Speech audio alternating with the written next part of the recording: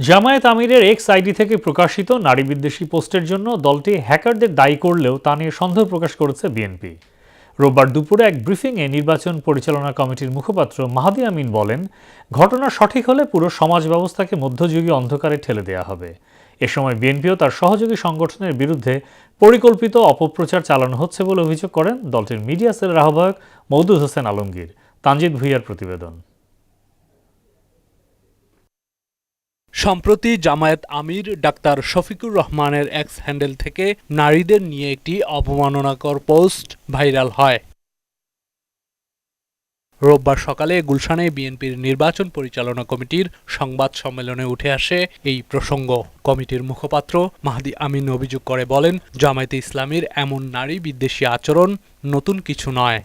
জামায়াতে ইসলামীর আমির ডাক্তার শফিকুর রহমান তার verified x সাবেক টুইটার হ্যান্ডেল থেকে নারীদের উদ্দেশ্যে যে নোংরা, জঘন্য ও অবমাননাকর ভাষা ব্যবহার করেছেন বলে দেশব্যাপী আলোচনা চলছে, সেটি সঠিক হলে এর মাধ্যমে পুরো সমাজ ব্যবস্থাকে মধ্যযুগীয় অন্ধকারে ঠেলে দেওয়ার প্রচেষ্টা বলে প্রতীয়মান। নির্বাচন সামনে রেখে গণজোয়ার ঠেকাতে বিএনপির বিরুদ্ধে ষড়যন্ত্র করা হচ্ছে বলে অভিযোগ করেন মাহদি আমিন। আমরা সর্বদা নারীদের ব্যক্তিগত স্বাধীনতা, সম্মান ও সম অধিকারের পক্ষে। দুঃখজনক হল সত্য, এই রাজনৈতিক দলটির জন্য এটি নতুন কোনো আচরণ নয়। এর আগেও কিন্তু আমরা দেখেছি এই দলের একজন নেতা ঢাকা বিশ্ববিদ্যালয়ের শিক্ষার্থী বোনদের উদ্দেশ্যে ঠিক একইভাবে অশালীন শব্দ ব্যবহার করেছিলেন। ব্রিফিংয়ে উপস্থিত যুবদল এবং স্বেচ্ছাসেবক দলের নেতারা বলেন, দেশে যে কোনো হামলার ঘটনায় পরিকল্পিতভাবে বিএনপির উপর দায় চাপানো হচ্ছে। জাতীয়তাবাদী যুবদল এসব মিথ্যাচার ও অপপ্রচারের কাছে মাথা নত করবে না।